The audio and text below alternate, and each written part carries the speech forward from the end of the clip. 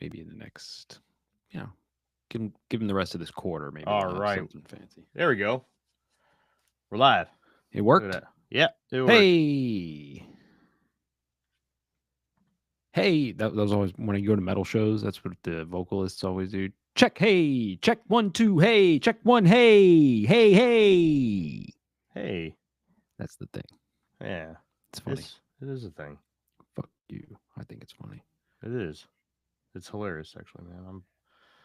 I'm dying inside right now. Thank you. You're welcome. How do I turn that off? There we go. Beautiful. There we go. Chat is up. 5 people in here already. Sweet. Whoa. Yeah, sorry for the late start, everybody. We had some technical difficulties. Jeff fucked us somehow. I don't know how, but he did. Yeah, that's my bad, man. I'm sorry. Yep. Let me see admits it this time. I'll try not to let it happen again. No Jake tonight. Jake is recovering from a lower back injury, from what I understand. So, I don't know the full story. I know the full story.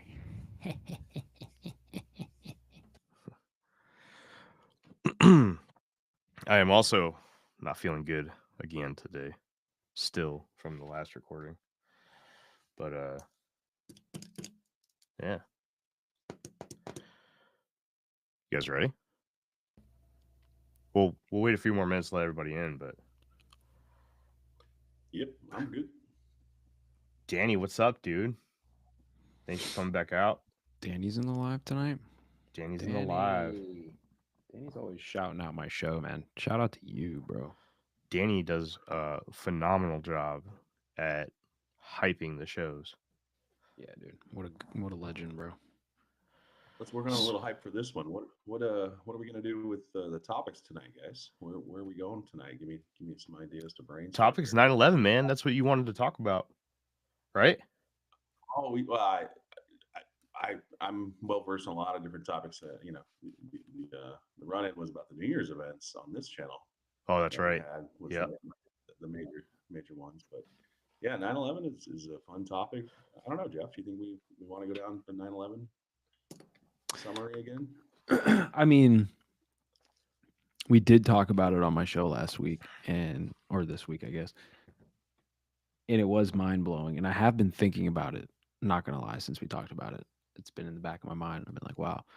So it's super interesting, but that's up to you, man. I mean, I don't mind going through it again. There's definitely enough to talk about, but we could talk about anything, man. I think all three of us are probably well versed enough. We could probably fire from the hip on anything.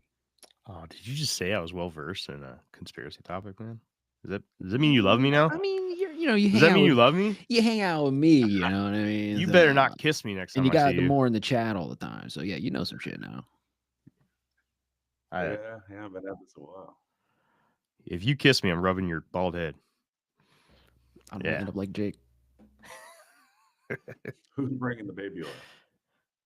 Dude, we're all bringing baby oil. That's the entry fee. Jesus.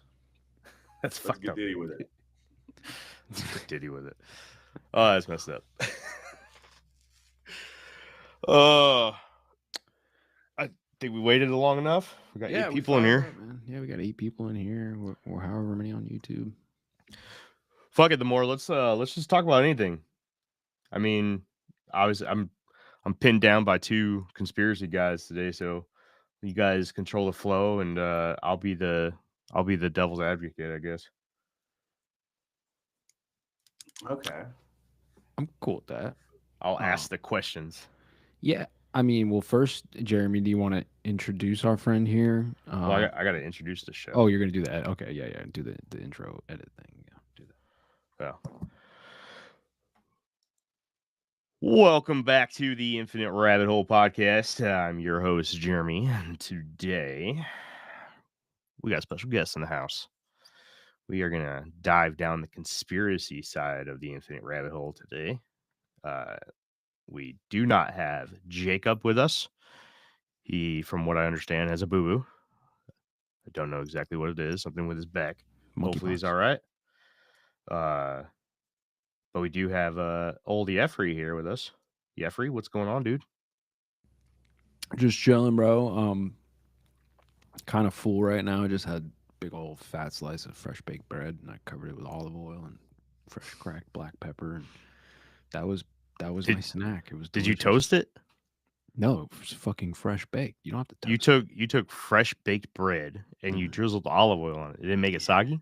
No, dude. I got the butt piece, so it's like nice, crispy. It was That's fucking weird. perfect, bro. Don't question Weird, me. dude. Yeah, you're I'm weird. a fucking gourmet chef, dude. You don't Yeah. you don't know me. Gourmet. That's a big word. Anyways, the more is our guest today. The more, what's up, dude? Hello. Welcome to Conspiracy Land Rabbit Hole, huh? Hell yeah, man. The infinite rabbit hole. Let's go. So Let's see how deep this infinite really is. the people from the chat will know you. You've hung out in the chat quite a few times now, and you definitely see that you're absent from the chat tonight. Used to seeing your name over there, throwing up some love for Jeff. Today's gonna be a good one. Today's gonna be fun. I'm not as deep as these two guys are into the conspiracy things, but I'm versed in it. Jeff said I was well versed in it, but I don't know. I wouldn't necessarily describe myself as well versed in conspiracy, but I can hold my own. The thing is like enough. There's the thing is to me a true conspiracy theorist, right? And I take that term honestly with like a badge of honor. I know some people try to like push themselves away from that term or whatever. I wear it like a badge of honor. Now, I think a real true conspiracy theorist is not one who believes any of these crazy things necessarily, but at least is open to entertaining the ideas and you know we could go down the list and at least like name the project or name the organization or name the person and like Yeah. who these people are and shit, right? Like you Yeah. can you can see the web. So yeah, you're well versed. You see the web. I think I'm versed. We'll test me today. We'll see if I'm well versed. Possibly. We'll get a conspiracy grade from Jeff and the more today. See how I Possibly, do. man. And you asked about like talking about 9/11 or anything in particular, and I don't like to put myself in a box necessarily doing these shows. On my show I usually just kind of shoot from the hip, right? So I think that's a good idea. So I guess really what I would ask is, does anybody here know of anything that's happened recently in the last week that, or anything has been on your mind in particular that is like something you want to talk about? 'Cause So I let's think just it's get into that. official.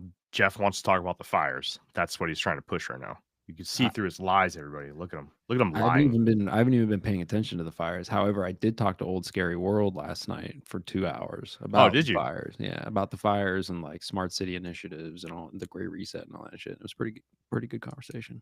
Yeah. Were you on a show? No, he came on. We did an impromptu live last night. Oh no shit, man. Cool. Right on. Well, why don't we leave it up to the guest, man? Let's see what our guest wants to talk about. Guest the more. What do you want to talk about, dude?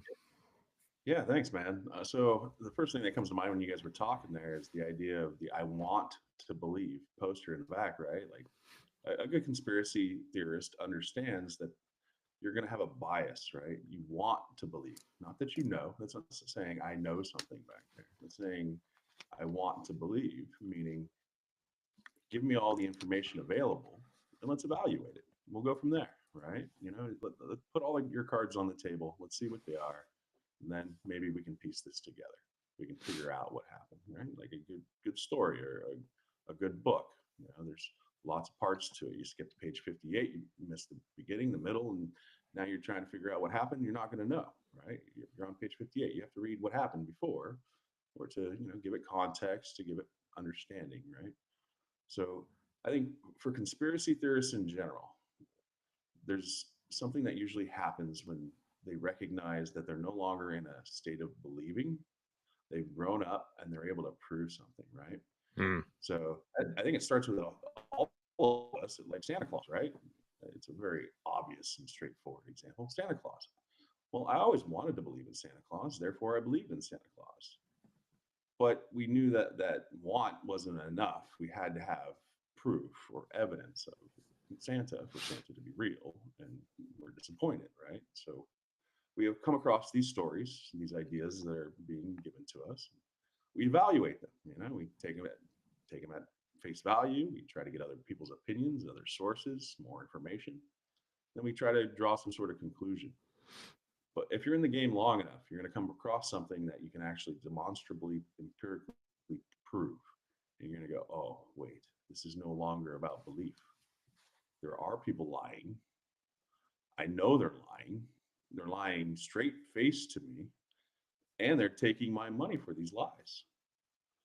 And then you feel a little different about it, right? And you can brush that off to saying, that's just the way the world works. That's just the way it is. And, deal with it, where you can go, well, this is wrong, right? And you can take it upon yourself to have a moral issue with the way things are being done, right? And then you're in a different position then, right? You're almost in a confrontational situation where you're at war, right?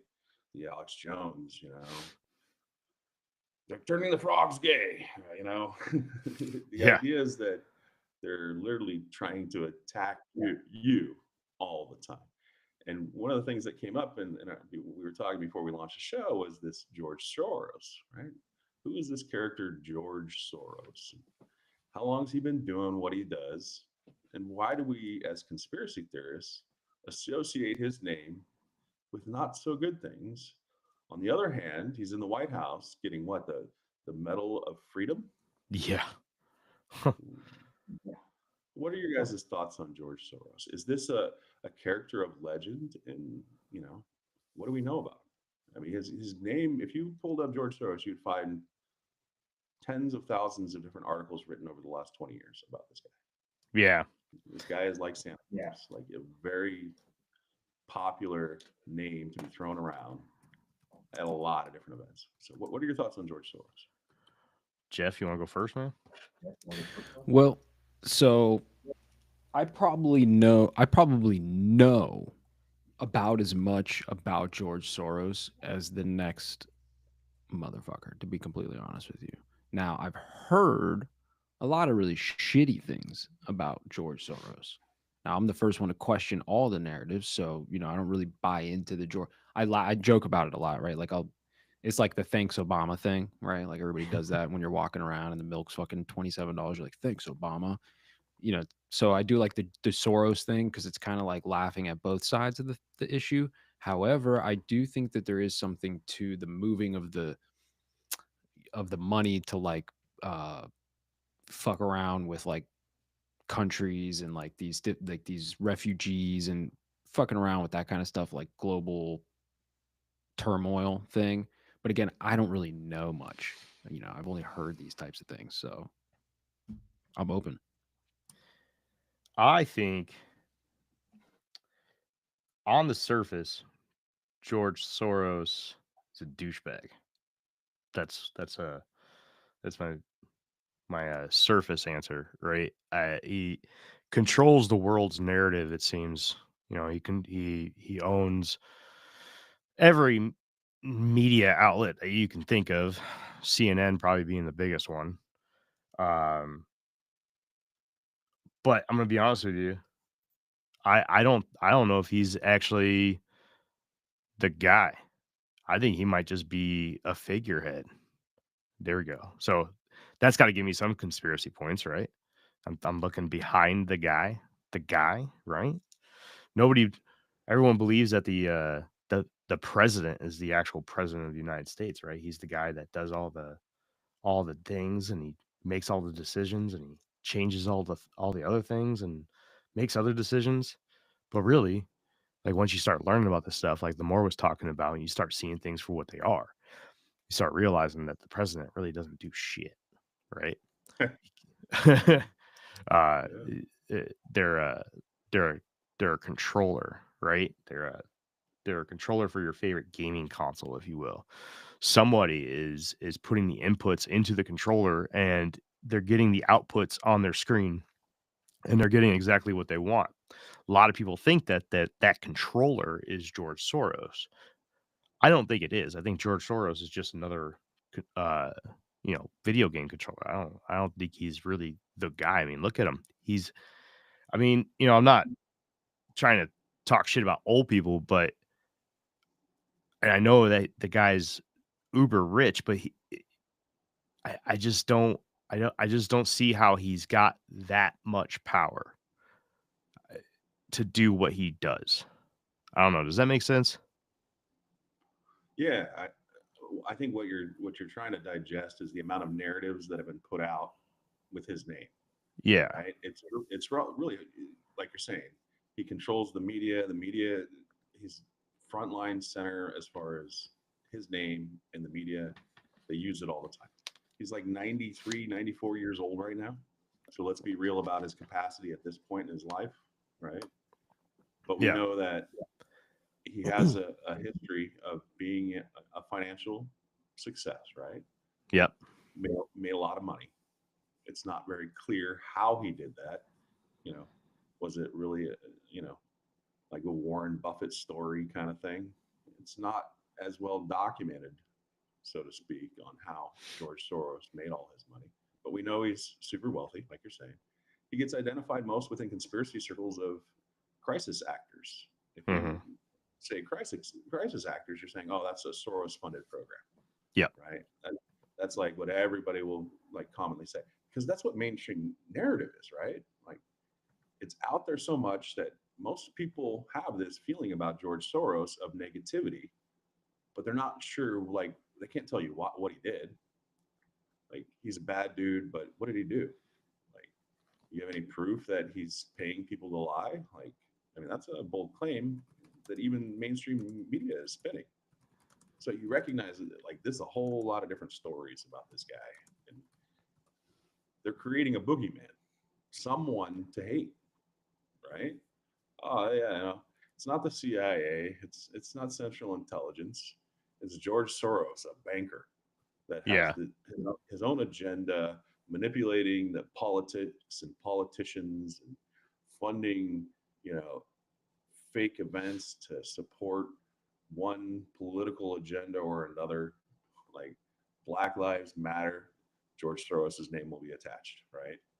Yeah. These these social economic kind of movements, uh, you know, the Wall Street one that seemed very suspicious, right? Occupy Wall Street seemed a very suspicious kind of narrative as well as involvement by the community. Like, what do you mean occupy Wall Street? This doesn't even make any sense. How are you going to occupy Wall Street? What are you talking about here? What are we going to do? And Soros, right? That must have been a Soros thing, you know. LGBTQ, that must be a Soros thing, right? Sponsoring these social narrative movements of division. Anytime we're trying to look at dividing people, he would be a name associated with doing this. So we have someone to blame, that it's not a bigger agenda, it's an individual, right? Like it's a way to contain the responsibility for a massive program, right? I mean, they're basically saying that he's a next level MK Ultra operative, right? Like this guy is out there to fuck with your mind, and he's putting his money actively towards doing it. How is he making money towards doing that, right? Yeah, well, if you ask me, my opinion would be that it would be something like same thing with Epstein, where you have the figurehead Epstein, Soros, and the money is actually intelligence money that's being funneled through, and they are just like either a honeypot or a psyop, or like, if there is, because the thing is, I'm sure somebody has done the tracking of the money, right? To be like, oh, look, this money did come from Soros or Soros's foundations and into these like programs on some level, right? That doesn't necessarily mean that he's like in on this big agenda to do that, right? Because he's got a lot of money and it's moving in a lot of places. But somebody's done that and they've at least connected a few of those dots. So then I'm questioning, like, okay, is this like CIA feeding money through him to cause this shit to happen so that the blame doesn't fall on CIA? Hmm.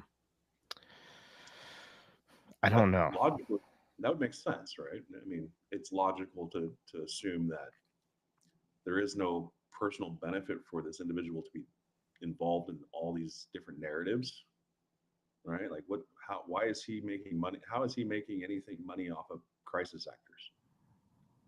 Like how? The only way that I can think of is through advertisements on his networks, right? Because the guy owns a lot of networks, from what I understand. I'm trying to find a list of all the networks that he owns. I just can't find it. Google's failing me today. Just pull up George Soros wiki page. It'll give you everything. Oh, I probably should, huh? That makes sense. But if you go by, I don't know, man, investments, I have no idea, because he's not making enough money to do what he does off of advertisements on CNN, right? And there has to be some kind of real push behind the reason why he's drawing up the narratives that he does, right? The narratives of the world are all controlled by the news networks for the most part, right? Somebody is writing up their scripts and making them say things, or having them say things, paying them to say these things, which it seems like the world's becoming more and more aware of it, but we know isn't necessarily true. In fact, we know a good portion of what comes out of the figureheads' mouths, or the talking heads on most mainstream news networks, is complete bullshit. But somebody's making them say that, and by making them say that, you can see that there is a absolutely shit ton of people that will eat every single word out of these people's hands. And I don't know. I don't know if the money's maybe the money's coming from, multiple different parties that are trying to push agendas, and he's just like, hey, give me an agenda to push, and it'll go to the highest bidder. Right. It's like he's a money manager, but like his his portfolio, I guess, that he's managing is chaos. Right. And he's like, hey, George Bush, you want to go to war with Afghanistan and Middle East, bro? He goes, That could be. I'm with that. I mean, that could be. But the more, what are you thinking? Because I know you're like leading us down some path here, so I'm curious. Like, now I'm intrigued. Yeah, I think we can try to understand it, but we'll never know, right? This is a person that's been made to be in the public profile. So what you're going to find is nothing but contradictions, nothing but innuendo and assumptions. Like, you're not going to find any concrete evidence of anything, only conjecture.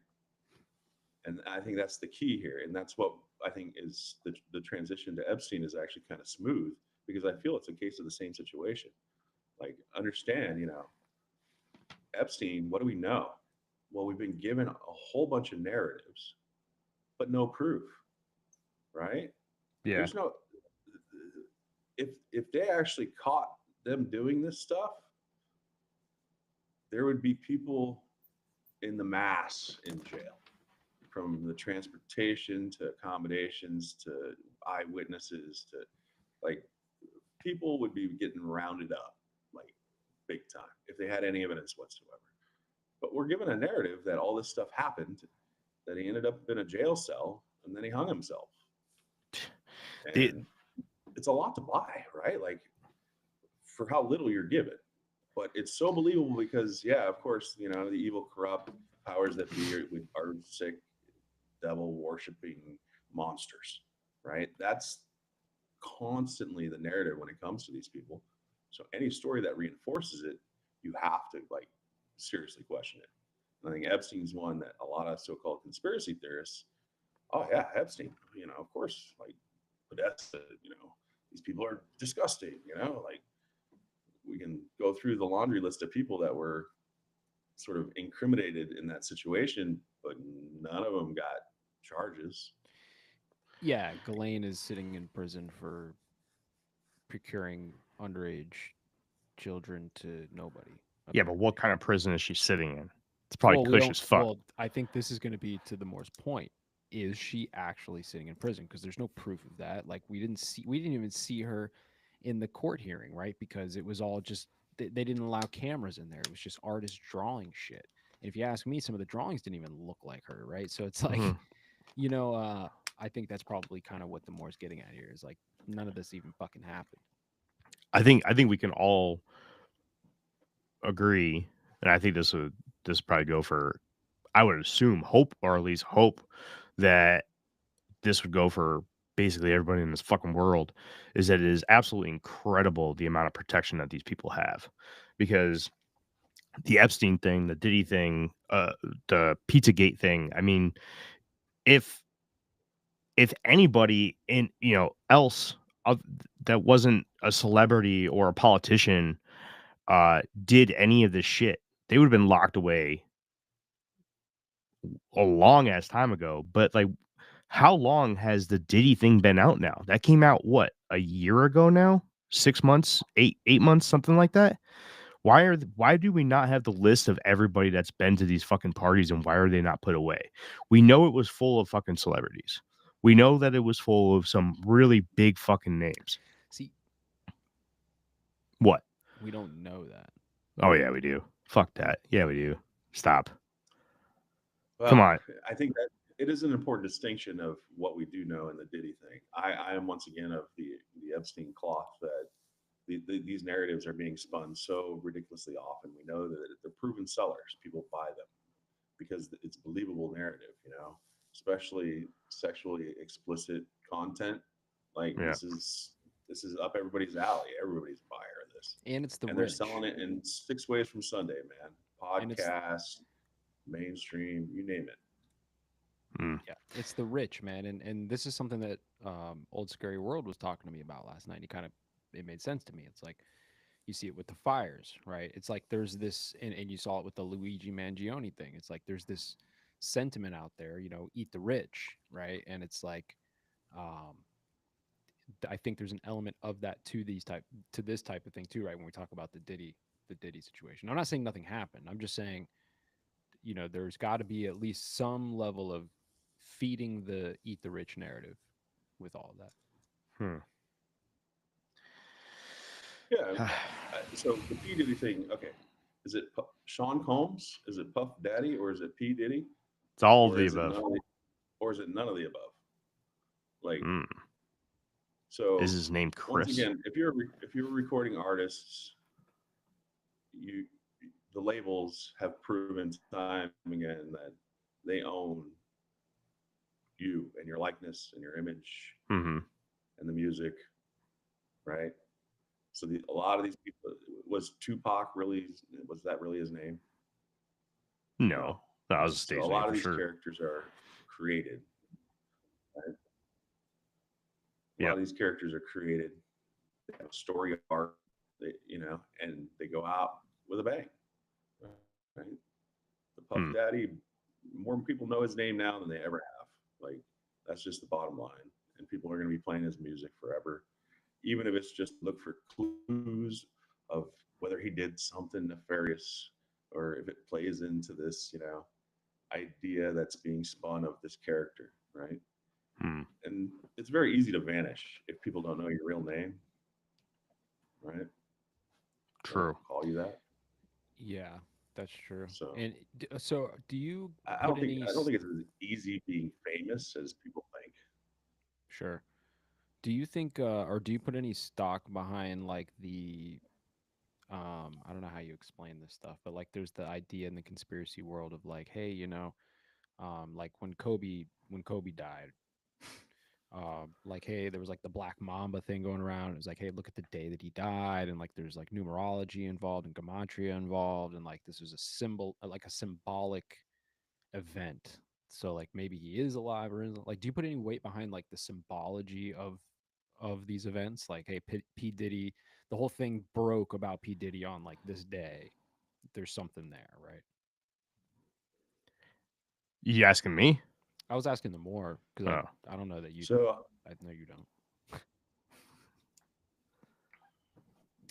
yeah, you ever look into gematria rabbit hole? Has gematria ever been something you looked into? I have. I mean, again, only in passing on the show, right? Like I've had people come on here and like break stuff down for me, and it's interested me for long enough till the next guest came on, and I was able, you know what I mean? Like, yes and no.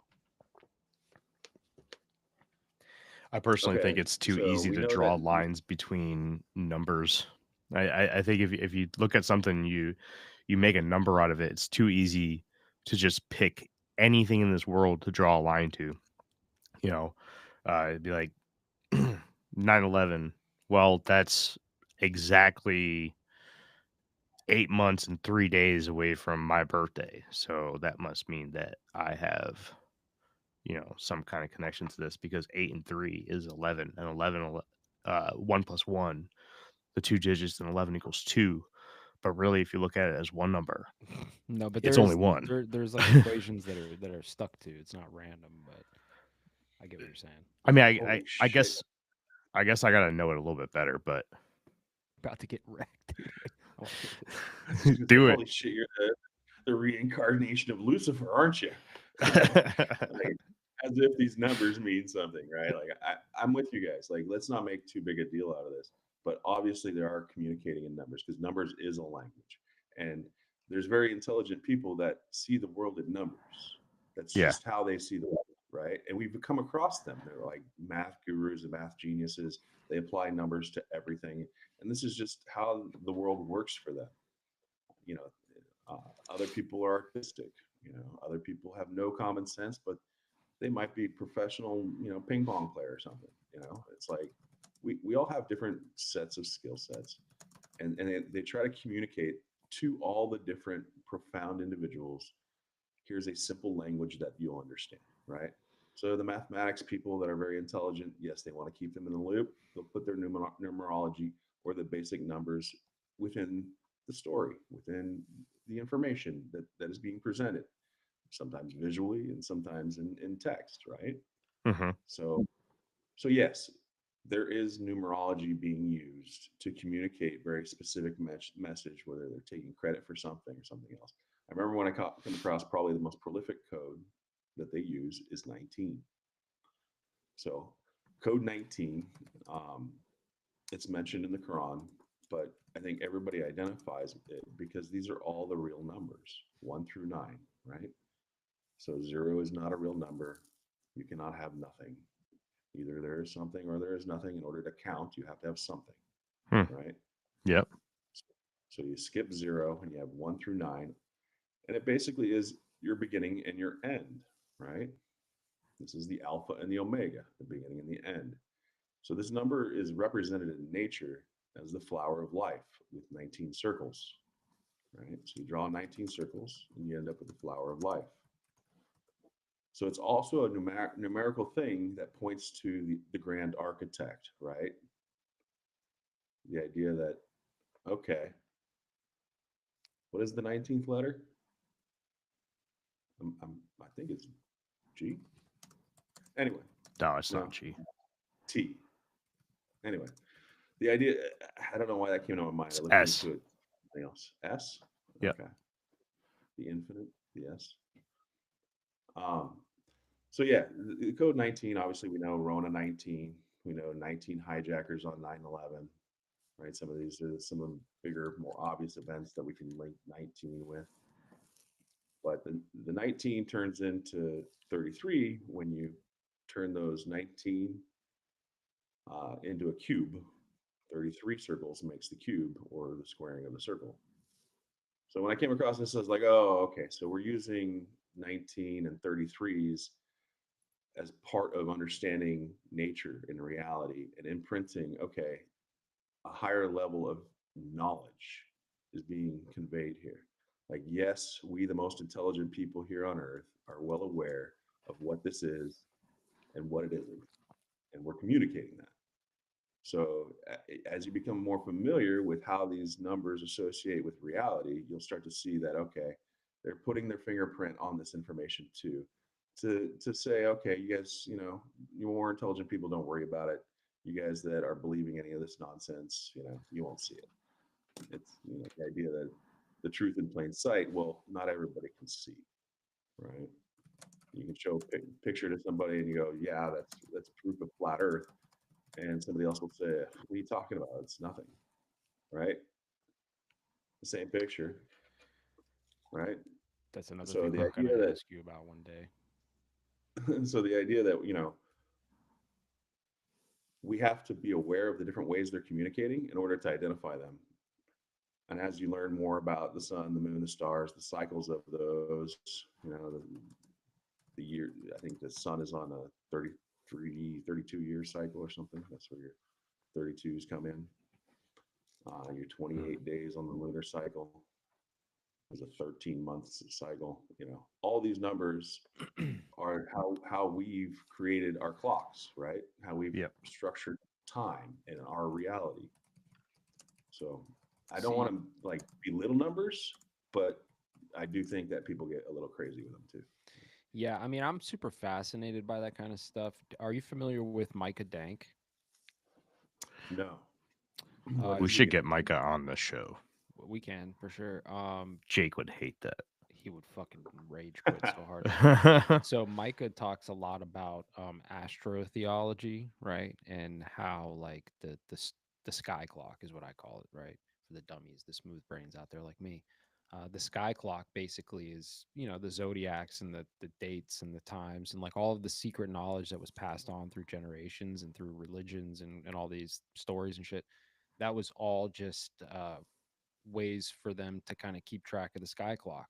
And only like the super elite really know and understand the sky clock and the things that happen on certain intervals, and like they're still doing it today in my opinion, right? So when the shit happens, it's kind of like what you're saying. It's like they're, I don't know, I just kind of lost my train of thought, but Oh yeah, So like from go ahead.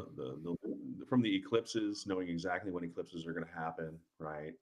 To other phenomena like comets, Halley's Mhm. comet, other to meteor showers, Pleiadian meteor showers, other meteor showers. This stuff is happening in a pattern, and the pattern is identified numerically. And Mhm. yes, they're well aware of these things that are unique to our sky, and the rare ones are celebrated. And yes, these events will correlate with the celebration of these changes, right? One of Or the major used. changes, age of Aquarius into the age of whatever, right? So your ages will be celebrated in different ways. Your lunar and solar events will be celebrated in different ways. Are you a believer in the Phenomena. sky clock at all, astrotheology? I don't know how far astrotheology goes, but yeah, this everything in the sky is doing incredible patterns, geometric patterns, perfect circles for all the stars around Polaris in 24 hours, a little bit Mm. less, never changing. And like I was saying, the moon is clock, 28-day cycle, perfect cycle. Sun is a clock. Does the exact same thing all the Huh. time. So the precision of the sky and the reliability of the sky um, is obviously how we've constructed our whole idea of time. It's all based on that, whether it's months, days, years, minutes, seconds, all of it. Hmm. Yeah, it's interesting to me because back in ancient days they would use that knowledge, just like you said, of a comet that is super rare, whatever it is, to control populations. I would say, right? Like, generals or emperors or whatever, they would send the armies to go wait, over the hill for months because they knew that a comet was going to come through that only comes once every whatever. And then once that comet came, like they knew, hey, like that would symbol to the enemy that their gods were angry or some shit, right? Like, and it would, do you get what I'm saying? Like they would utilize these events or like for human sacrifice events, right? They would wait. Not all cultures, some cultures would do this shit all the time, but some cultures would wait till like blood moons or whatever the case was to do these sacrificial rituals, because the people who had no idea that these events were about to happen, when it did happen, right after a sacrificial ritual, they'd be like, "Oh my god, it's real." So I think that the elites are still using it today, but since we know more about time now as a civilized culture, they're doing it in other ways. Like they're just communicating that, hey, we still carry this knowledge by example, taking out Kobe on such and such a day with helicopter number, whatever, right? Oh, See, and Kobe knew about all this stuff too. Sure. He was definitely well aware. And yeah, Kobe faked his death. There is no helicopter crash in Sure. Calabasas. That didn't happen. There's no bodies. There's no helicopter. There's nothing there. Just look at the crash site for sure. ooh, man, I don't know. I've seen pictures, man.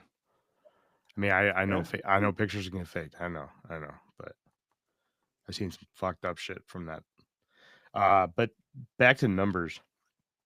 Um, I find numbers fascinating, but I definitely don't find them fascinating in the same way that you guys look at them. I look at them from, you know, a scientific point of view, and I look at things like the 19 circle thing, the flower of life. I've heard of the flower of life. I have no idea that it was a combination of 19 circles. It's very interesting.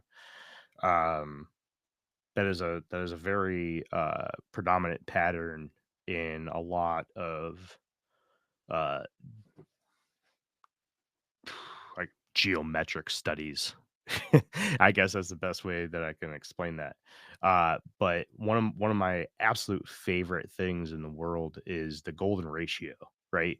Some people know it as the golden spiral, and it is 1.618. And if you ever seen like a conch shell or anything that makes a spiral in nature, they all follow this. It's incredible how they all follow the same spiral pattern with the same degree of bend or change. Right. I'll bring it up for anybody who doesn't know what the golden ratio is. Um, This is the flower of life right here. Right yeah, it here. is. That was pretty interesting. Can I get the Um, focus? but I'm gonna be honest with you, man. I personally don't believe that the puppet masters of this world are following anything to do with numbers. I know that there's this, you know, the big theory about, you know, like satanic cults and how they need to tell you before they do it, or they need to tell you what they're doing because that's part of their belief systems, and that they follow you know, specific dates. Everything's symbolized down to dates, times, the amount of people that are doing something, the amount of countries that signed this treaty or whatever, right? Um, I don't personally see that as important. I think that if you look at something like the golden ratio, which I'll bring up here in a minute, and I'm not a religious person, but I look at things like the golden ratio and how well numbers and math works out, especially, you know, as we unravel the the the the script of nature, if you will. um I find those numbers extremely interesting. um and if they were, let's say, if the bad people were working off of numbers on the same line as nature, I think it would make more sense. But from everything that I've heard, it just doesn't seem to line up, except for what you said there with the moon phases. I thought that was pretty interesting. And I Wait, hold on. actually, I'm sorry. Can you just repeat what you said you thought about the flower of life? What did you think it was? You said something. You were like, I didn't think it. I don't I don't know. remember. I feel like I lost something there. But go ahead. Sorry. Okay. Um, damn it! Now I don't know where I was.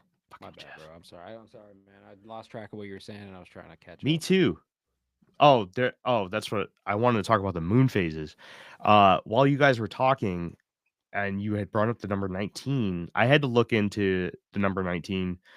Just, you know, whenever somebody brings anything up that sounds interesting, like when you say, "Hey, there's a thing with the number 19, the 19," right? And then you brought up the 19 circles and the flower of life, and I was like, "Oh wow, I've seen that before. That's a geometric pattern that I'm familiar with. That's very cool. Let me look into this 19 thing." And then you said something about the moon phase is taking 28 days, right? 19 days one way, 19 days the other way. And I thought that was very interesting. So I specifically looked up to get information or to basically fact check, right, and see if that was true. And I came across another interesting moon fact with the number 19. According to the factsite.com, it takes approximately 19 years for the lunar phases of the moon to appear again on the same day of the year. For example, the moon was full on August 15th in both the years 2000 and 2019. That's interesting. See, that's where numbers line up with nature, and I think that's very cool. There you go, another 19. So can you hear me okay? Yeah. I'm not lighting up very well. Am I lagging? I think you're hearing me lag a little bit. Am I breaking up? No, we can hear you fine. Okay, I'm not hearing. Okay, cool. I just want to make sure that I'm good to talk. So yeah, definitely with the numbers and nature is the path we need to take to understand how they're using these numbers to communicate their belief system or their association of knowledge, right? This is what sacred geometry is really all about. We talk about the 19 circles of the flower of life. What you'll find is, Jeff, your little pendant thing there was a great example. One of the most predominant forms in nature and the strongest geometric form is the hexagon. And what the 19 flowers, 19 circles ends up showing you is a hexagon, right? So this hexagon shape is found all over nature. Honeycomb, right? Basalt formations, turtles' backs, flies' eyes, perfect geometric shape, right? So the idea that, okay, this flower of life is giving you information about reality, right? And with the Fibonacci sequence, or the golden ratio, is another very significant one, right? So we see the spiral of life, or the idea of the Fibonacci sequence, showing itself all over nature, like you're saying, with flowers, plant life, animals. It's represented in the human body as well. You want to look into the number of vertebrae in your spine. This is also a correlation to numerology, numbers, and what you'll find. But the Fibonacci sequence is interesting because this is where I was going with the letter G. The letter G, or God, or the big G, is a letter that is telling you this is the Fibonacci sequence. If you draw a G, you're drawing the Fibonacci sequence. Okay. The spiral of life. The spiral of life. And where do you find this G predominant? The Freemasons, right? What are they giving you? The tools, the square and the compass to draw circles and straight lines, right? Squaring the circle. What's at the middle of this? The fingerprint of God himself, the creator, the Fibonacci sequence, right? That's right at the center. And so understanding the symbolism behind what they're showing you, a lot of people look at that and go, yeah, whatever, they're architects or something, they're just tradesmen. But if you understand how their tools are used to identify real things in nature, replicate them, recreate them, you understand, well, they're giving you knowledge right there. They're showing you, here's the Fibonacci sequence, here's the square and the compass, your vectors, your measurements, and how you identify that this place is created. So I think that underlying, we all know that this place probably has some sort of purpose. We're not all buying into the big bang of nothingness to something, to random, single cells turning into us, right? We are the most intelligent life form on this place, this creation, and we're able to figure these things out. We're able to observe, measure, and test and prove things. Like, this cannot be by chance that a fly's eyes have perfect hexagons. It's not by chance, right? It's not by chance that all of our senses work in harmony. We can't identify how they work, right? But we know they do. We can observe, measure, and test to prove that they are real, that our eyes work the way they work, Our hearing works the way sound works the way it works, light works the way it works. And then when you recognize, oh, okay, so some of these symbols tell you more than what mainstream tells you. Like mainstream is lying to you about all this shit. And you're like, oh, wait, but if I look into what they're telling me, then it's a completely different story, right? Like, what is light? Is light a wave or a particle? This duality of light. They can't even tell you what light is, but they say that light has a speed. Well, how does light have a speed if you can't tell me what it is? Right? They tell you, okay, a virus is real. Well, if you can't isolate a virus, you can't show it to me, then how is it real? We have to be able to use the tools we're given to observe, measure, and test reality. And a lot of that is communicated through math. It's like, okay, here's a mathematical interpretation. And that means that we're able to count it. And if we're able to count it, that means it exists, right?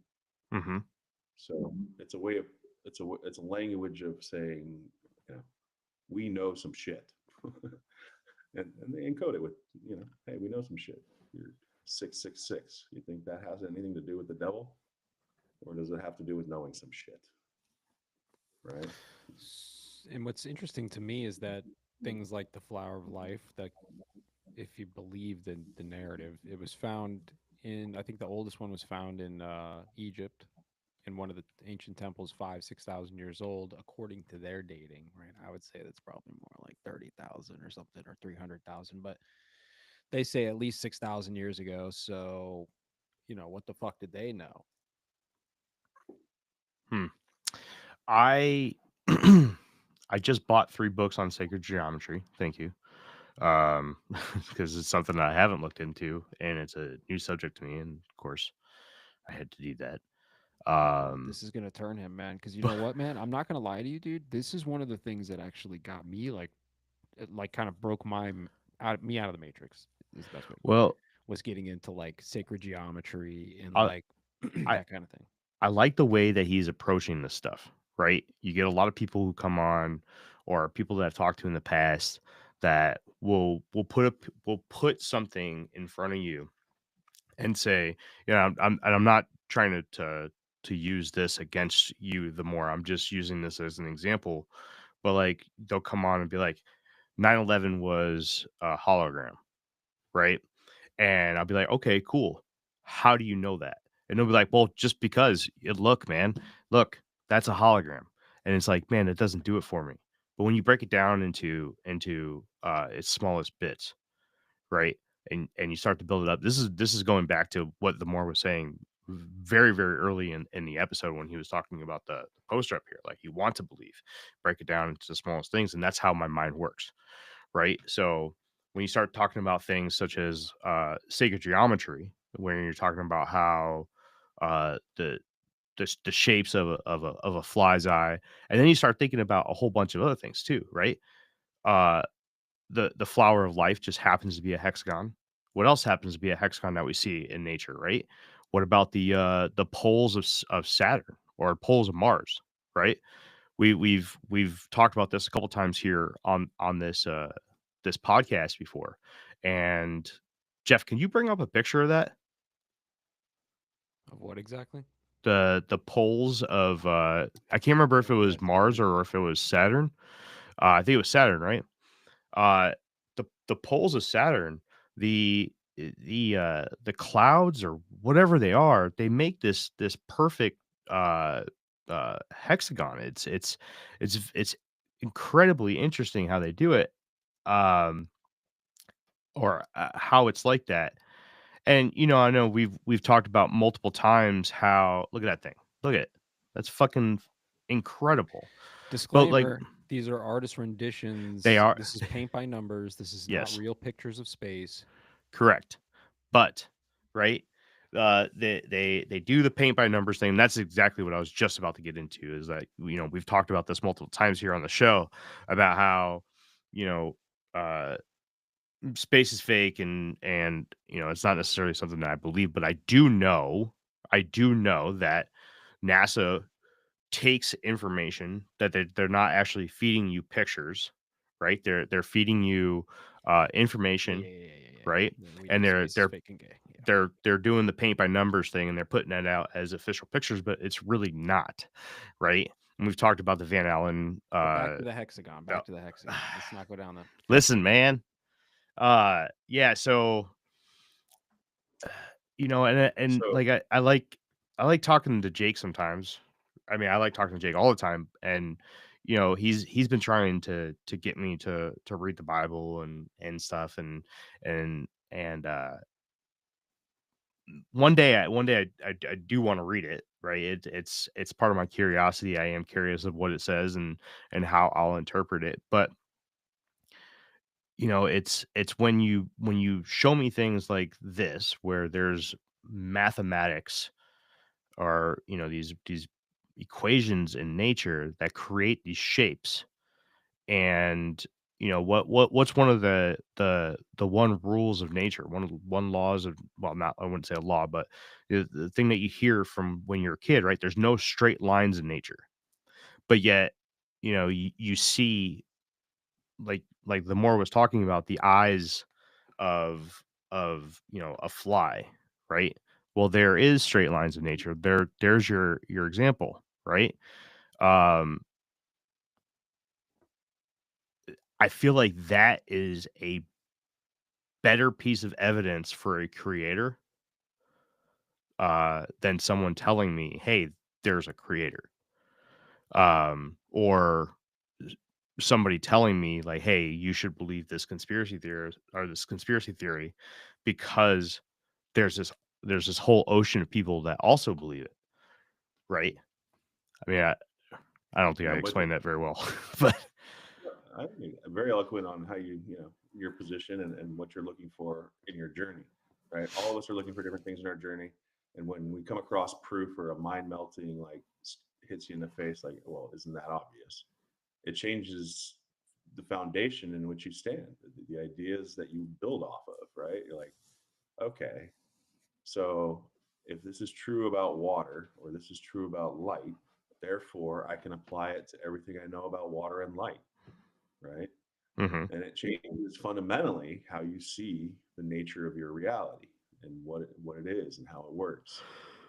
So definitely looking into the geometry, so the hexagon is an awesome one because it really is everywhere. And I think it's so fundamental that the actual fabric of reality is built off of it, this formation. Um, it's the so-called ether.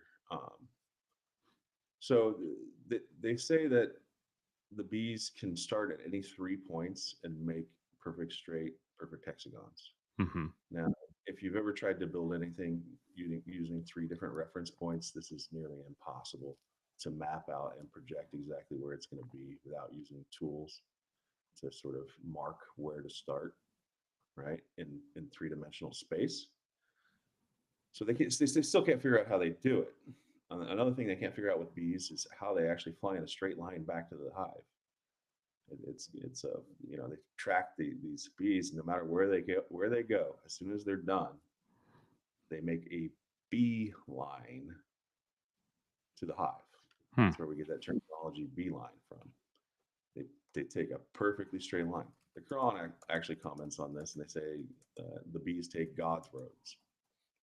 So we have a what's called an electrical nature, right? I don't want to call it an electric universe. That terminology sort of goes too far. But the electric grid on Earth is well known. We know that the higher you go, the atmosphere becomes more and more charged. The increase in voltage and ampage, the higher we go. We measure it directly, right? And the ground is actually a ground or a negative. So you have everything above Earth is positive, everything below it is a negative. This is the electrical nature of reality. But how does that grid actually exist? I think it's through hexagons because some of the most fundamental things, like you see with the salt flats. So Mhm. we know the Bolivian salt flats are something like 4,000 square miles of flat land. Some of the most amazing photography you've ever seen in your life has been taken in the Bolivian salt flats. And what you'll notice is when it dries up, the salt is forming perfect hexagons on the ground. The rocks, the salt formations are forming perfect hexagon in rock. Like I was talking about with turtles' backs, it's also there. So Hmm. what is a pentagram? what is at the center of a pentagram? The center of a pentagram or a star is a perfect hexagon, right? So I think that what the NASA was sort of alluding to is, I believe it's Saturn who actually, over the course of its journey throughout the sky throughout the year, like the sun, analemma, I think it's called, makes an infinity symbol. Have you seen that? The path of the sun over years' time, and you mark it every day at the same time, and it ends up creating an infinity symbol. Yeah. Mhm. If you do that with Saturn, I believe it creates a pentagon shape. Really? So that, Yeah, I think so I've that seen that. Yeah. so the tracing of that, the movement of it ends up forming a hexagon at its core. Um, you guys know about cymatics? Yeah, Uh, patterns developed by sound waves. Right, Jeremy, you're familiar with this? Yeah, we've talked about this a couple times. I think this is very interesting too. So the thing that's interesting to me, just to kind of, I want to just bridge it back to like the ancient, like our ancestors, right? Because I think there's something really important about like what they knew that it seems like we don't now, right? Well, some of us do, but not generally speaking. Um, when you, if Jake was here, he would verify this, but like in the Bible, it says, and I don't know the exact quote, but God spoke, right? And he spoke the universe or life or whatever the words are, creation into existence, right? So in my opinion, that would be a version of a vibration, like a sound vibration, right? And then when you think about what, here I googled this just as well. What does the Om mean in Hinduism, right? And that's the symbol that you see. Well, I don't have my screen shared, but it's this other symbol on this other pendant I have. It's the classic Om symbol everybody knows about. That is the sacred sound of the universe, right? It's a vibrational sound of the universe. And then when you look at like the hexagon on top of Saturn, right? And you look at cymatics here. Let me just share this real quick because when I flip between the two, it just makes sense. It clicks. Um, I'm probably gonna like you see the hexagon, right? And then if I switch, I don't know if it'll. Oh, it doesn't let you switch immediately. That's so lame. Yeah. And then cymatics right here, boom. It's the same thing, right? It's a lot of So what you see when you look at the stars, for sure. yeah, exactly. When people are like zooming in on stars with telescopes or whatever, cameras and shit like that, you're getting like that weird plasma thing that everybody talks about. It's a cymatic vibration. And when you look into what a hologram is, this is where like you get into holographic universe stuff. When you look at like just how we make holograms, it's just light and sound, right? And they focus the light beam in the sound, and like I'm not smart enough to know exactly how it's done, but that's pretty much all it is. And that's what the ancient people, our ancestors believed, that the universe was created through sound, right? And then light, right? Let there be light. Like light and sound were the two functions that created all things in this universe. So that's kind of like what I've been believing for the last 10 years of my life, I guess. I resonate with that. I definitely feel once you look into light, you get into a couple interesting phenomena, right? Is light a wave or a particle? Is it physical or non-physical? So can we measure it? Does it have a size, a shape, or is it non-physical? Does it exist as a frequency, a wave, right? So when you say So sound, I think frequencies. So the light thing, that's a long time ago. There was an experiment called the double slit experiment. We talked about it here on the show a couple times when we covered the simulation theory. We talked with Grayson on the first one, and then we talked with Rizwan Virk on the second one. The double slit experiment basically was an experiment. I'm gonna fudge up the times and everything because I don't have it in front of me, but it was from a very long, not very, a while ago. Basically, it was a way of proving the existence of superposition. The more, are you familiar with superposition? Yeah. Okay. Yeah. So basically, for people that are listening that aren't familiar with superposition, it is a quantum term, and it basically says that at the quantum level, and because you were talking about light, whether or not it's an energy or matter, um, at the quantum level, things exist in multiple forms at one time. This is where you get the Schrodinger cat uh, example, right? You put a cat in a box with a vial of poison. Um, you leave the room, come back. Is the cat dead or alive? Did the cat knock over the bottle? Did the bottle break? Did it poison the cat? Is the cat dead? Until you open the box and you look inside the box and you observe whether or not the cat is alive or dead, that cat lives in a position of superposition, or it lives in superposition. It is both dead and alive until observed differently. And this is kind of where I'm going with I'm pushing back against you a little bit here, because light, apparently, due to quantum physics, or what smart people say, right? Um, Light lives in in the in superposition, right? It is both uh, a physical. It's made of matter and it's made of energy, but it's not until it's observed that it chooses one of those paths. And if you look at the double slit experiment, this is how they proved this. When you I should just bring up a picture of it because I'll probably be able to explain it better Yeah, that but way. see, this doesn't refute anything really. No, no, no. I It know, I know. fits I'm perfectly with the idea. I mean, like, if I talked about this before, where like it's funny that they just now discovered what the photon looks like, right? And it happens to Mhm. look exactly like your eyeball. It looks like the thing that is used to observe the thing, right? Without one, you can't have the other. It's like what came first, the chicken or the egg? It's literally like this paradox that seems to have occurred where they discovered what the fucking photon looks like. It looked like an eyeball. So, like, to me, when I say that like sound and light is what created the universe, light may just be the consciousness. Light might be the observing, right? So us observing is the light, and the sound is just that superposition, the possibility, all possibilities in a wave, right? So Mhm. that's a philosophical So take on it, I guess. But basically, the experiment is best proven through this picture right here. Okay. Now, for people that are watching this, um, this is a laser pointer, basically, right? And you have a sheet of whatever material, we'll call it paper, and there's two slits in it.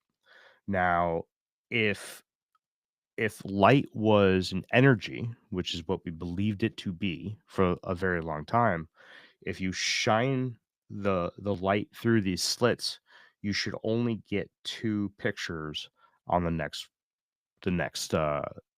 sheet, right? Uh, because there's no physical anything to it. There's no matter to it. So there is no bouncing, there is no reflecting, there's no nothing. But in fact, when you shoot a laser, which is all it is condensed light, right? It's a nicely tightly bundled beam of light shined at these slits, you do get uh some reflecting and bouncing that happens. And that's how you get the multiple bars over on the back sheet. Uh so this is how they proved that light is actually both uh, an energy and matter. I know I just wanted to get that out. I wanted to explain that to people. Uh, the more I know, I kind of went down uh, a different path than you there, and I apologize for that. But I just wanted to get that out. No, I think that the question was, what is light? And understanding what light is a big clue, right? So I'm going to agree with most, almost everything what you said, maybe except for your conclusion on this is how we know what it is. And it's both. So I'm not going to say that it's both. I think we have an understanding of light in a frequency capacity. This Hmm. is how on the spectrum of frequencies we can identify which ones are the light, right? And from infrared to near infrared to green spectrum, every spectrum of color has its own frequency. And this is how we create LEDs, right? Hmm. We use frequency to manifest light, to create light. Now, the LEDs are not emitting anything physical whatsoever. There's nothing coming out of them except for a frequency. And a frequency is considered non physical, right? So the double slit gives us two patterns. One pattern is of a non physical, and one pattern is of physical, right? Is light a wave or a particle? Yep. The photon, that's the question we're trying to answer because we do the same thing and we get two different patterns. So I wouldn't say that the laser is emitting anything physical whatsoever. It shows you that it can be one or the other based on observation, is what the double slit says. The double slit says that it can come out of the laser as a photon or a wave, a physical or a non physical thing, based on how you observe it or when you observe it, Hmm. right? Yep. So they took this thing a little bit further, but before we go there, the ramifications of that are just fucking mind blowing. Do you understand how to apply that to anything you see in the sky? Yeah. Does that mean that everything in the sky could exist in a non-physical form until I observe it? Well, that's basically the gist of superposition, right? And superposition is a term for the quantum level of things, right? And that's basically there's these theories that are out there that if anything happens in the quantum realm, it could also happen in the micro and macro as well. We just don't know how to yet. Or this could be one of those things which would align with more or less what you guys think about, certain things such as holograms and stuff. The manipulation of superposition could create something along the lines of a Project Blue Beam kind of scenario. That would be interesting to look and see what the implications what the implications are of superposition Yeah, definitely on the macro level. the quantum ideas, the ideas sold to people, the public as the quantum realm, Uh-huh. is that terminology becomes really confusing because we're trying to figure out like, well, why do you say that? I mean, you can come up with a term that it does magic things, and that's basically what a lot of the quantum terms do, like Uh-huh. superposition. That's magic. I mean, basically what that means is that it exists everywhere at the same time. Yeah. It's like, well, but it doesn't. Like nothing exists everywhere at the same time. If it did, then we wouldn't exist, right? Like it would Hmm. fill space. You can't have that thing existing everywhere at once because I'm here, and I wouldn't be here if that thing was, filling that space. But superposition is also one of the best arguments for the multi-universe theory or the multiple universe theory, where every decision that we make splits off into dual existences, right? Where to answer what you said, if we can live in a state of superposition, we would both be here and not be here. Which Which is a super mind like it like is a mind like fuck. we have no reference frame to understand like what like that's an idea, and I love philosophy, right? It's a thought experiment. It's like, okay, what came before God? How did he get here? Yeah. Like, there's infinite reduction situations, like you just come across paradoxes and stuff like that. And I'm not trying to dismiss any of this terminology. I'm just trying to say that it's very foreign to us, and we need to Uh-huh. think about analogies to be able to describe it in reality, or even better, show it the actual phenomena that exist where this terminology came from.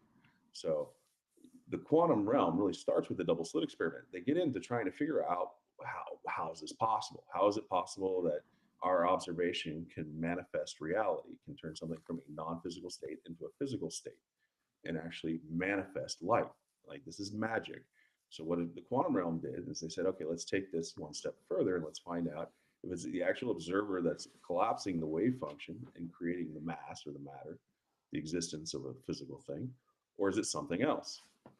So they came up with this experiment called the delayed choice quantum eraser. I'll explain Yep. I'll explain the terminology first, just so it simplifies.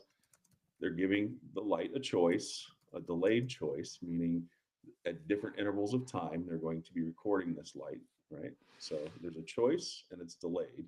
So multiple options, delayed. Quantum means to count. Don't make it any more complicated than that. Either you can count it or you can't, right? Zero does not exist, right? So if you're not counting anything, it doesn't exist. So we're counting. And then eraser, we can no longer count. It's saying a paradox, okay? I'm on one hand, I'm counting, and now I can no longer count. So another paradox arises. So this paradox is explained by a demonstration. It's not really an experiment because we're not manipulating the variables, right?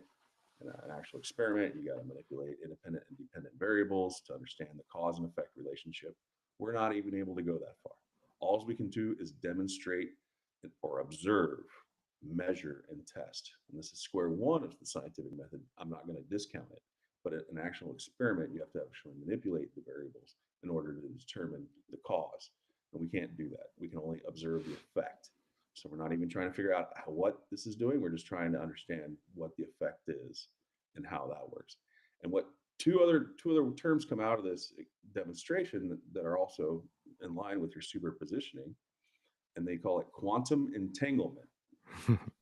So yeah, the idea that, okay, your superposition could be a real thing if something way over there knows what something way over here is doing without a physical connection between them, or a physical way for them to communicate this information, right? How do they know at the same time, right?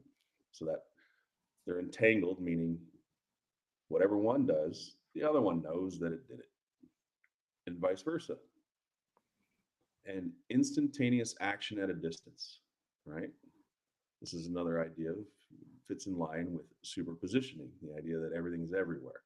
So instantaneous action at a distance is pretty straightforward. It's meaning, how much time is it actually taking for something to be communicated from point A to point B, and can we measure it? And what quantum eraser says is, no, you can't measure it, how fast it's going, because it breaks down time barriers, right? We're seeing something happen in this demonstration that goes back in time, or something that knows prior to something accomplishing its doing, right? So how does we measure at one station prior and other stations later? The first station that gets measured says this result, and the only way it knew that result is by the completion of the entangled photon going where it was going. So is this really like come down to like, okay, because I'm a smooth brain, right? So no, is you're this, not. Stop. I am. Is this just like, because to me, I'm just thinking like fate or no fate, right? This is fate a thing? Is this one pre-designed universe with a, I mean, time's not linear, but like a timeline, I guess, and the things that happen, or is it like multiverse and we're like peering and merging and infinite universes thing? Is that what we're saying here? It's like it's going to be one or the other. Is that what this experiment is kind of designed for?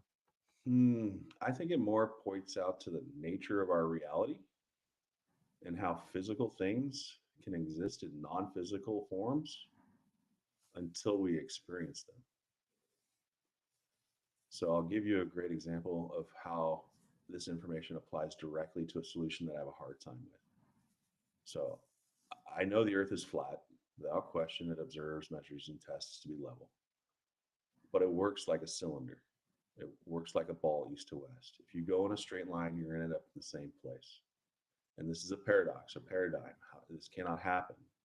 right? Einstein provides one solution. He says it's the bending of warping of space and time, not the physical reality that's bending and warping. Okay, I'm cool with that. But we're also talking It's about general relativity. the idea of manifestation, right? Hmm. We live in a world that is full of information, and the delayed choice quantum eraser demonstrates that it's the information that collapses the wave function and not the observation. They remove the observer from the equation. So this information exists in a way that we cannot observe, measure, or test, but we know it's there because we observe the effects of it. We can't locate it. We don't know where the sun, the moon, and the stars actually exist in reality, but we observe the effect of the moon, the sun, and the stars in our reality, right? The frequencies that are generated, we don't know where they come from or how they exist, but they're omnipresent, right? Like the idea of, you know, how a radio in your car works. Hmm. So these invisible frequencies are carrying this information to your car. Yep. Well, those frequencies on that dial exist in nature. We didn't make them. We're not broadcasting them. We didn't create them. They exist in nature. 91.5, 92.8. All these exist within nature. All we do is piggyback them. We don't know where You, they come from. you, We piggyback those signals, those mhm. frequencies that exist. We boost them, give them more energy, and release them on their, you know, back and load it up with our information and our antenna. It brings it to our radio, and we're interpret the signal. So all these frequencies exist everywhere all the time. Our Wi-Fi is broadcasting. We don't see it, we don't feel it, we don't experience it, right? We know that these phenomena are affecting things, but we don't manifest the reality, or the knowledge manifests the reality. So where is this information being stored?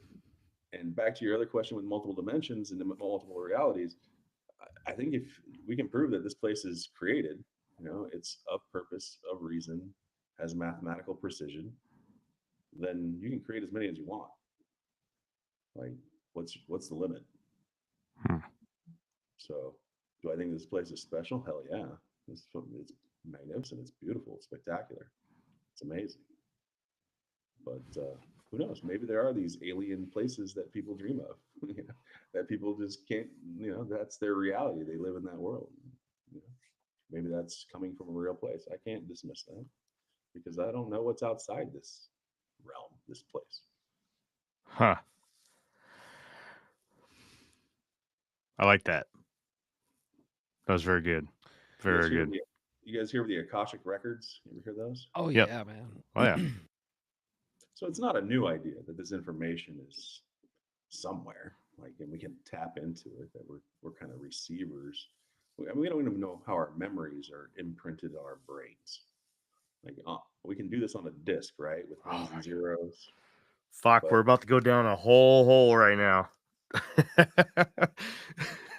we don't know where we go when we dream. You know, Oh. why do we dream?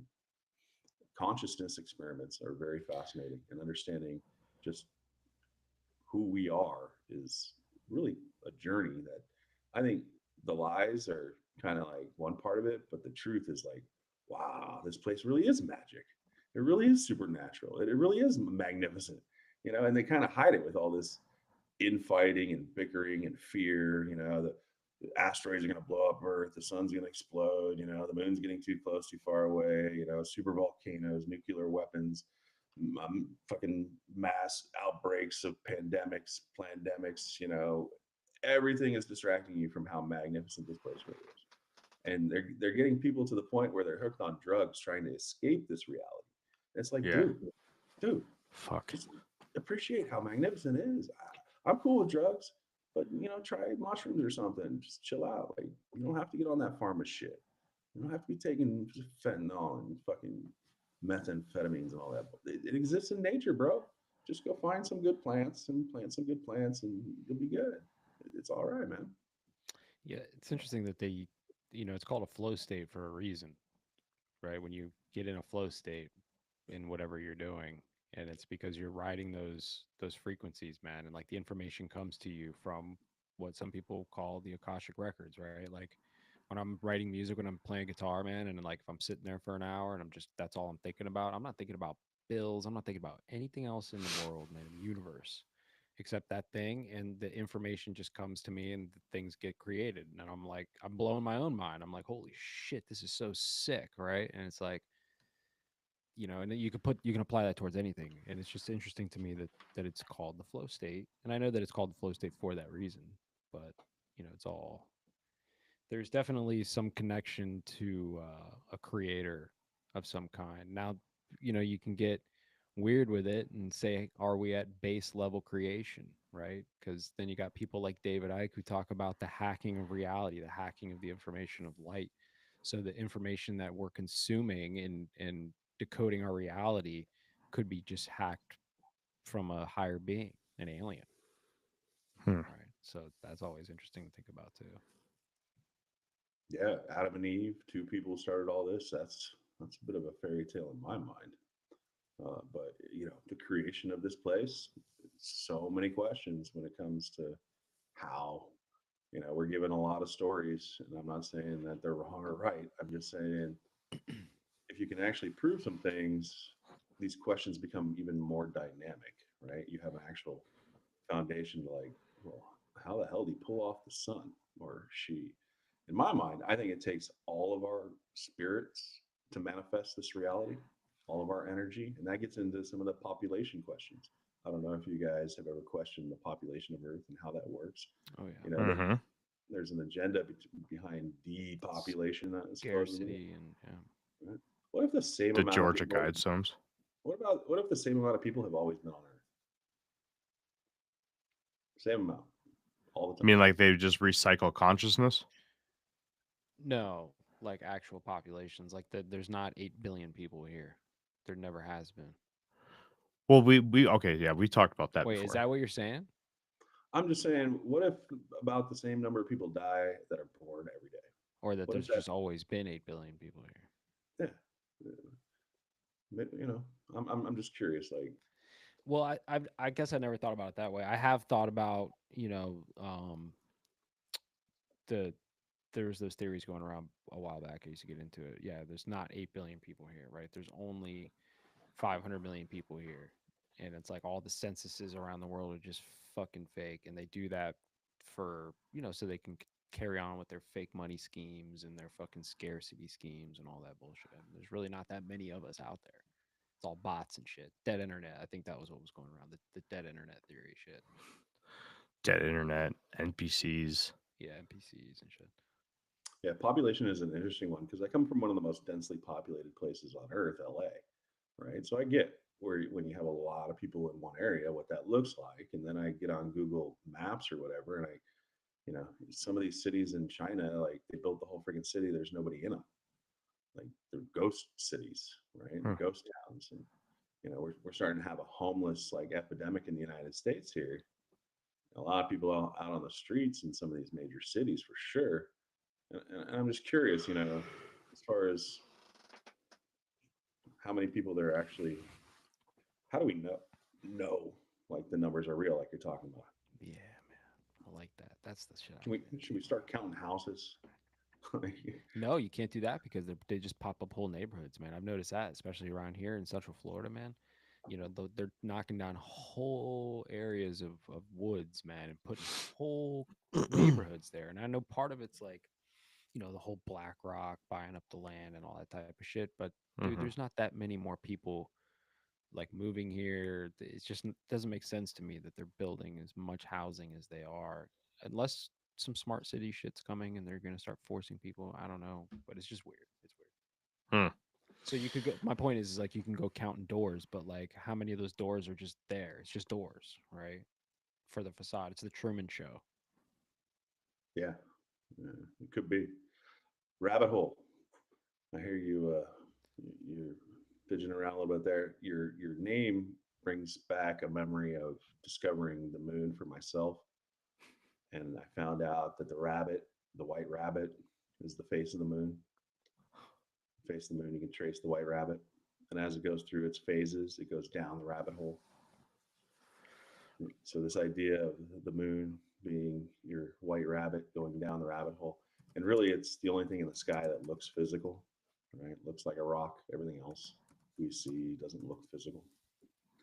So it's the one thing that you can know for sure what it is just through observation yourself throughout your lifetime and asking questions.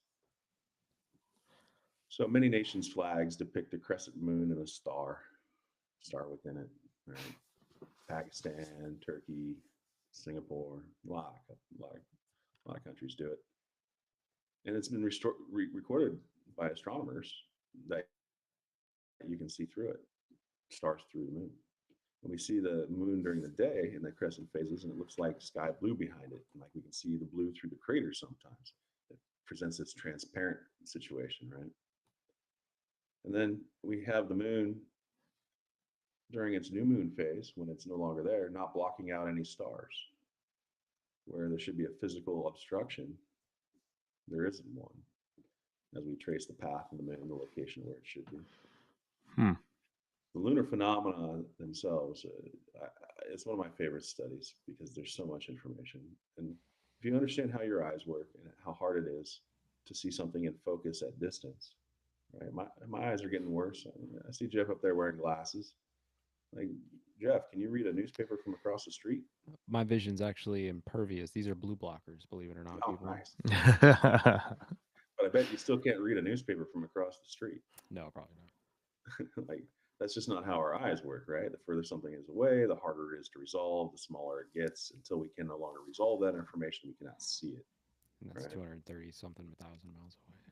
Yeah. If you think you can see the detail on something 237,000 miles away, or even see something 237, you don't understand how your eyes work. It's that simple. You don't understand how your eyes work. And that's what the Illuminati symbol is.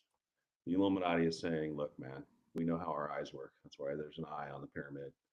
That's why there's a triangle. The triangle, what does it represent? It represents science of perspective, the hallway science, the train tracks converging into one and then disappearing at a distance, right? The tunneling effect, the idea that as we look out, the horizon is formed by the convergence of the sides, the floor, and the ceiling. They come to a point. The floor rises up to your eye level, the ceiling drops down to your eye level, and the sides converge in until you can no longer resolve the information. And this is at specific distances based on, environmental factors, how good your eyes are. But every single person on Earth sees that moon in perfect focus on the horizon and sees the craters and the details with their own eyes. Glasses on or off, doesn't matter. And the other quite telling thing is that when it goes above you, perfect focus, I can see it perfectly, then it goes above you, and now it's no longer in focus, and you can't see any of the detail, and it's smaller. Why is the moon always larger on the horizon when it's rising and setting than one above you? I almost hate to say it, but that's the general relativity from Einstein at work.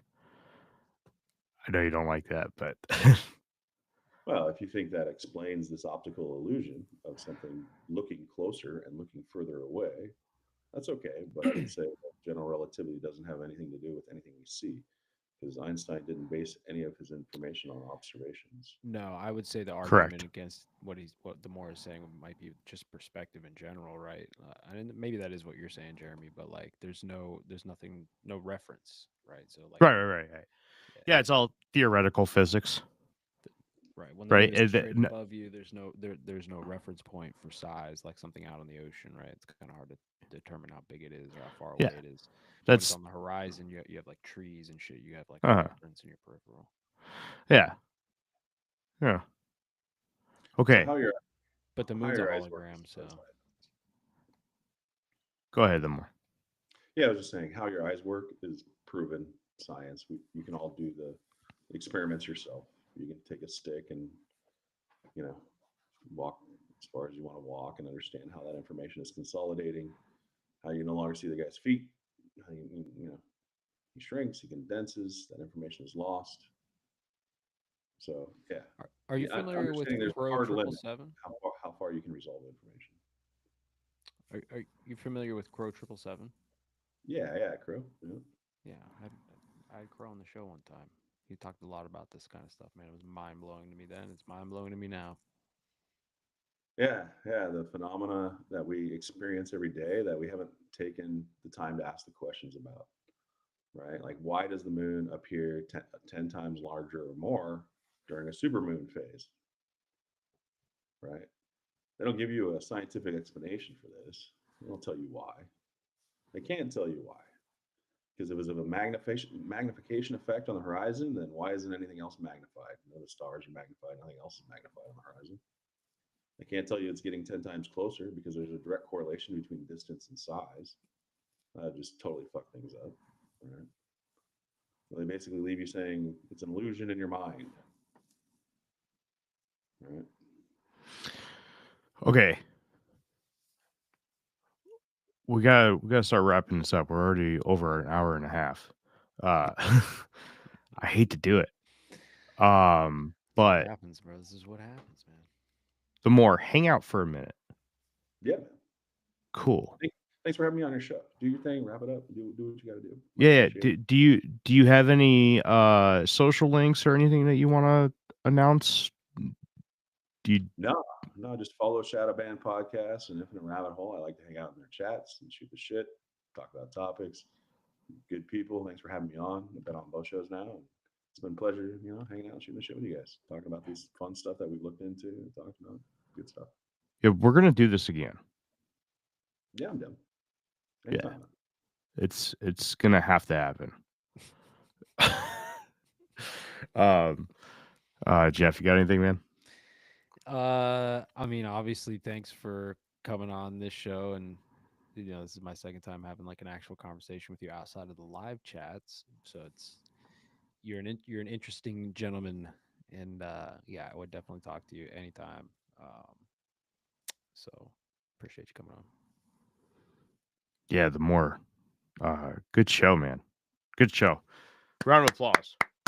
This was a lot of fun. This was a lot of fun. This is I don't even know like where to begin. This is what happened to me when we talked about 9/11 and shit in the second half of on my show or last week, bro. Like I got off and I'll have to listen. I'll have to listen to your show. And I was like, "Fuck, bro! Did you hear what he was saying?" He's like, "Yeah," and I was like, I bought 8 books since the beginning of this episode, just so you know. Damn, Jeremy, fucking donate a Bitcoin to me or something. Jesus Christ. No, fuck off. I bought 8 books, man. I gotta, I didn't know which ones were the good ones, so I just bought them all. Okay, all right. The more, thanks, man. Really, I like the way that you present information. I like the way that you think about information. I like the way that you break it down. I need to have more conversations with you. I don't know how else to say that other than just being straightforward with it. I think we need to have some more conversations for sure. All right. Well, that has been another episode of the Infinite Rabbit Hole. The more, hang on. When I hit stop, just hang tight for a minute. For those of you listening on Spotify, Apple, or wherever you listen to your podcasts, just a reminder that we go live every Sunday night at 8 p.m. Central Time on twitch.tv/Infinite Rabbit Hole. And we are also now on Patreon, where I just dropped the very first episode for exclusive members of the $5 tier. Also, we have a $5 tier for Spotify memberships as well, where you can also find the John Teeter episode. Next month, February, I have 50 something pages worth of Skinwalker Ranch information for you, which I took the old script of 21 pages and exploded it. There is a ton of really, really cool information where we dive into the history of OSAP and the BASS, as well as a lot of other information that was completely skipped over with the first series that we did. That will be a Patreon exclusive for February. And absolutely none of it comes from the television show. So if you got all your Skinwalker Ranch information from the television show, guess what? You're about to learn a shit ton more. So hang tight. All right. That has been another episode of the Infinite Rabbit Hole podcast. Once again, Thamor, thank you very much for coming on the show. It's been a pleasure. You're welcome back anytime. In fact, we are going to have to talk about getting you back on at some point because I really do want to pick your brain some more. Until next time, travelers, we'll see you in the next fork in the path of the Infinite Rabbit Hole. Goodbye. Bye. The more you guys say goodbye. Peace, everyone. There it is. Thank you.